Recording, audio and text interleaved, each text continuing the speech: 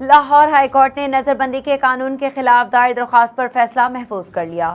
Chief justice Lahore high court justice Ms Aliya Neelam نے زینب عمیر کی درخواست پر سماعت کی۔ ایڈوکیٹ جنرل پنجاب امجد پرویز عدالت کے روبرو پیش ہوئے۔ درخواست سماعت وکیل درخواست گزار اظہر صدیق نے کہا کہ ایڈوکیٹ جنرل آفس نے 27A کے نوٹس کا جواب فائل کیا جو 1-2 دن پہلے ملا۔ یہ کیس سننے کا اختیار اس بینچ کے پاس نہیں ہے، یہ کیس جسٹس امجد رفیق کے پاس لگنا تھا۔ بڑی تفصیل سے انہوں نے کیس سنا۔ جسٹس امجد رفیق نے قانون کے مطابق حکم امتناع دیا۔ Chief justice Ms Aliya Neelam نے وکیل سے مکالمہ کرتے ہوئے کہا کہ جسٹس امجد رفیق ملتان بینچ میں کیسز کی سماعت کر رہے ہیں۔ وکیل درخواست گزار نے کہا کہ جسٹس امجد رفیق کا بینچ 21 مارچ کو لاہور میں تھا۔ یہ کیس اس بینچ میں فکس نہیں ہو سکتا، جس سے نظر بندی کا سیکشن 3 معطل ہوا ہے۔ نہ آسمان گرا، نہ ہی زمین کو کچھ ہوا۔ اب حکومت کو کیا ایسی ایمرجنسی ہوئی ہے؟ وہ نظر بندی کے قانون پر حکم امتناع ختم کرنا چاہتی ہے۔ ایڈوکیٹ جنرل پنجاب امجد پرویز نے کہا کہ ہماری متفرق درخواست صرف کیس پر جلد سماعت کی تھی۔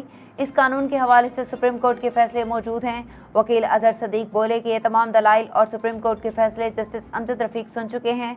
Chief justice Ms Aliya Neelam نے ایڈوکیٹ اظہر صدیق کو جھاڑ پلاتے ہوئے کہا کہ جسٹس امجد رفیق کون ہے؟ آپ خاموش رہیں، ایڈوکیٹ جنرل کو دلائل دینے دیں۔